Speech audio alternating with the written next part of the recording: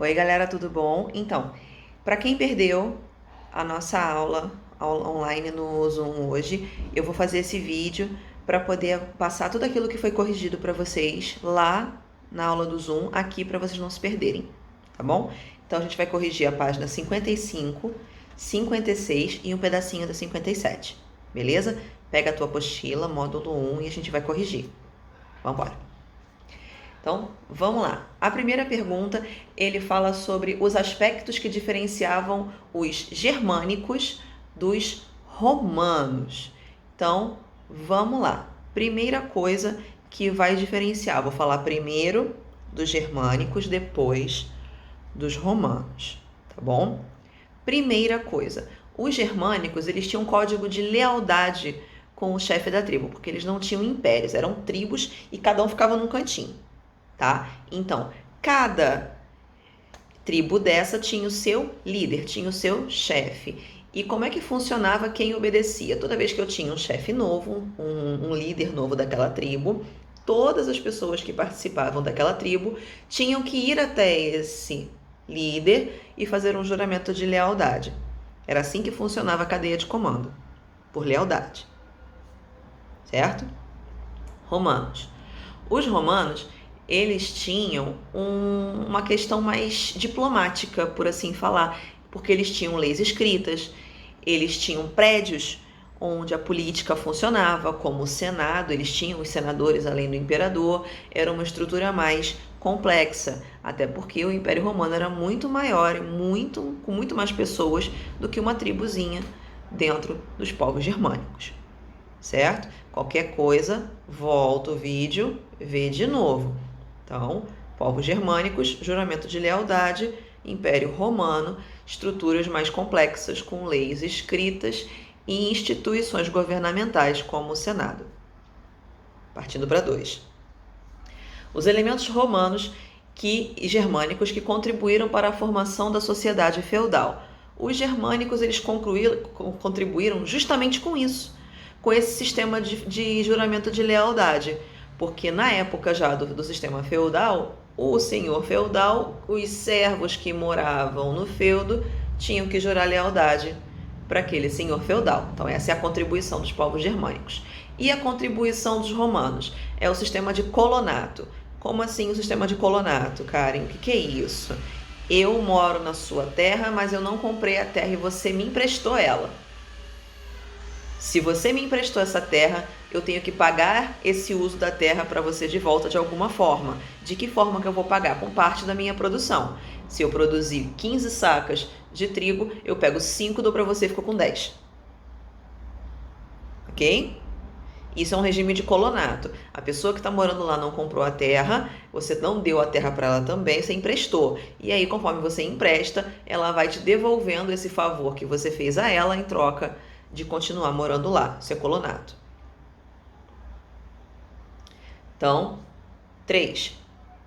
Explique com suas palavras o papel da igreja no período feudal. A igreja era um órgão muito poderoso por 2 motivos. Primeiro, a igreja ela era a interventora entre Deus e os homens. Traduzindo isso, Deus falava com o Papa falava com a igreja falava com o povo. Era um telefone sem fio. Você vai discutir com Deus? Ninguém vai discutir com Deus, você vai perder todas. Então, se você tem esse tipo de poder, você influencia esse poder em cima de outras pessoas. A segunda atribuição da Igreja Católica que confere poder a ela ganhava de presente terras, animais, parte da produção, ouro, prata, enfim. Todo mundo, todos os nobres bajulavam a Igreja Católica dando presentes. E quanto mais presentes a Igreja Católica ganhava, mais poderosa ela se tornava. Porque nessa época do feudalismo, quanto mais terra você tem, quanto mais propriedades você tem, mais rico você é, mais imponente você se torna dentro daquela sociedade. Beleza? Então agora a gente vai para a página 56 e a gente vai continuar a nossa correção. Lembrando que eu só vou fazer a correção até onde encerrou a aula do Zoom. Aí na semana que vem eu termino a aula no Zoom e pode ser que eu venha fazer um vídeo aqui ou não. Ou então eu vou colocar a gravação do Zoom, mas sem correção vocês não vão ficar. Na questão 4, cite, página 56. Cite exemplos de inovações técnicas que possibilitaram a mudança nos métodos de produção por volta do ano 1000. Escolha uma dessas inovações e escreva sobre elas. Onde você vai achar essas inovações? Lá na página 50. E você vai pegar a sua apostila, você vai voltar lá na página 50, na parte de baixo, logo depois onde está falando sobre a rotação trienal de culturas, tem lá outras inovações técnicas e tem 4 pontinhos.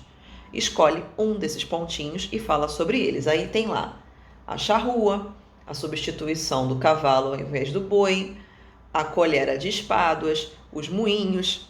Tudo isso são inovações técnicas que são benéficas para a produção, para o cultivo das terras, né, no período de sociedade feudal. Escolhe um, lê sobre eles e coloca na tua resposta. Caso você fique com dúvidas, anota essa dúvida e a gente fala sobre ela na próxima aula, ok?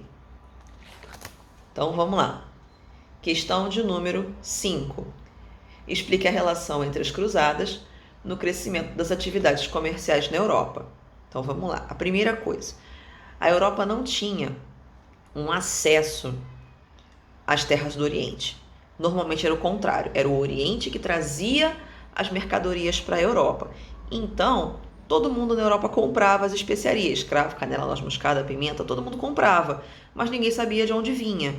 Então, conforme foi o surgimento das cruzadas, houve o surgimento de uma rota para lá, do Ocidente para o Oriente, onde os europeus agora não vão ser mais só os compradores, eles podem ir até as cidades que vendem esses produtos, comprar esses produtos eles mesmos e vender nas suas próprias cidades ou nas suas próprias vizinhanças. Isso barateava para eles. Quando você compra já da pessoa que já fez o frete, você paga o frete e paga o produto. Então, isso barateava bastante. Então, primeira grande qualidade, as cruzadas vão facilitar o surgimento de rotas comerciais da Europa para o Oriente. Segunda grande inovação, o intercâmbio cultural. A partir do momento em que você tem essa junção de pessoas de culturas diferentes, essas pessoas vão trocar ideias, vão trocar informações, vão trocar descobertas e a evolução tecnológica acelera. Certo? Terceira coisa, essas rotas vão se tornar muito seguras. Como assim, Karen? Essas cruzadas são expedições militares. Elas tinham o objetivo de ir para o Oriente para proclamar a palavra de Cristo ou mandar a galera ir ver Jesus Cristo ou Deus deles pessoalmente. Tanto que daí que vem o termo ficar entre a cruz e a espada. Ou você se convertia ao cristianismo ou você era morto por causa disso. Então, essas expedições que eram de caráter militar, foram elas que fizeram essas rotas. Então, o tempo todo ia ter cruzado, era o nome que dava a galera que participava das cruzadas, tá? Então, o tempo todo, essas cruzadas, esses cruzados, atravessando essas rotas, atravessando esses caminhos o tempo inteiro, onde essas caravanas de mercadorias também passavam. Isso, você ter essa passagem de pessoas, de militares, de guerreiros, inibia, de uma certa forma, a tentativa de pessoas de assaltarem essas caravanas. Certo? Então, são esses 3 pontos aí. Qualquer coisa, pausa, volta, assiste de novo, para, anota. Show? 6. O que eram os burgos e a relação entre burgo e burguês. Então, o burgo é uma cidade, é um centro urbano fora do feudo, tá? Então, o burgo é um centro urbano fora do feudo, que tem como principal atividade ali dentro o comércio. Ou seja, eu vou ter pessoas que trabalham ali, que são artesãos, tecelões, ourives, ferreiro, marceneiro, enfim, vários ofícios, né, várias profissões, que vão prestar serviços para os feudos. Eles vão levar esses produtos para os feudos, mas eles não moram lá. Então, o burgo é essa cidade comercial fora do feudo. E quem é o burguês? É o cara que mora no burgo. Já falei, historiador não é um povo criativo. Então, a gente chama de burguês aquele cara que mora no burgo.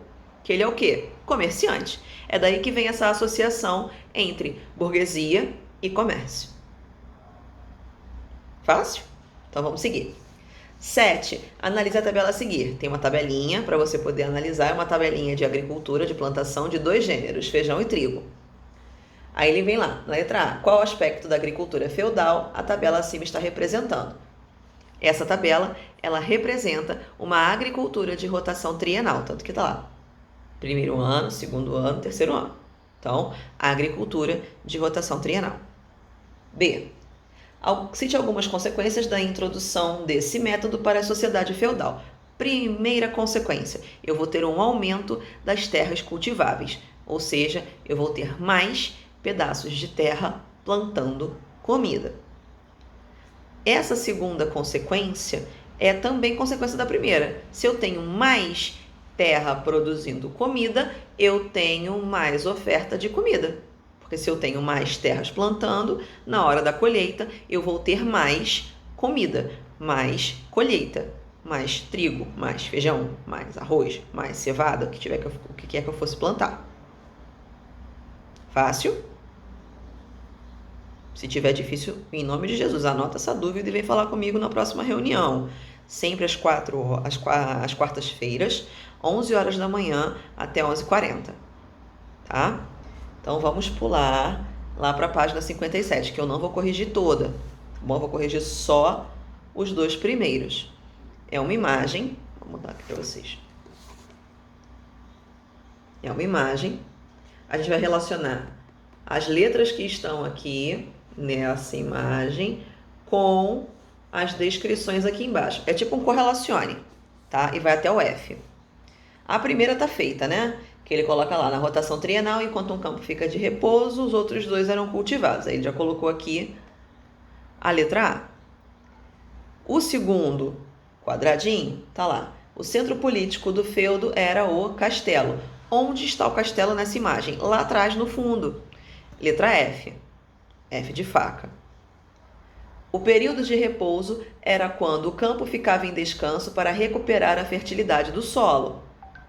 O que eu vou marcar aqui? Eu vou marcar a letra D de dado, que é aquele campo que está lá em cima no canto superior direito, né? Aquele campo que está lá atrás, tadinho, triste, com a árvore murcha, morrendo aqui atrás, lá no final. Porque esse solo já está cansado e ele precisa descansar para recuperar os seus nutrientes. Então, a gente pega esse campo aqui, deixa ele quietinho lá por um tempo e só depois que a gente vai botar ele para jogar. Tá bom? A gente traz ele de volta para o parquinho só depois. Deixa ele descansar. Então, nós corrigimos até aqui. Na próxima aula, quarta-feira, 11 horas da manhã, a gente vai continuar essa correção. Tá bom? Não esquece, marca aí no seu telefone, bota o alarme para despertar para você não perder a próxima reunião e a gente poder se ver ao vivo. Tá certo? Então, até semana que vem, Sul-Americano.